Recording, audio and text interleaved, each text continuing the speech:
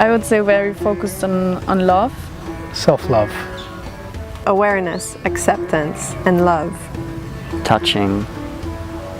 Very touching. Very peaceful and joyful. Reflective. Yeah, life-changing. If there's anybody that I've met who has gone through his own process, it's Nishan, because I know the dedication that he puts into his own work and his teachings, and he really puts himself through his own process every day. He's got such a gentle way about him, lots of compassion, and I feel when we talk about unconditional love, I feel it with him. Like the energy that he brings and the atmosphere, it really brings peace. I feel supported by him. I think for me, Nishan is probably one of the most pure person I've met here on my journey.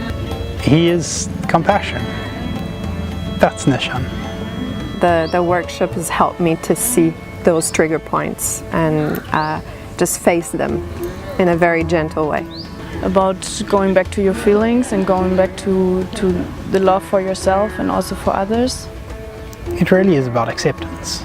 We're not in control of anything that happens, and that you just kind of need to surrender to it. The workshop gave me the tool to do that.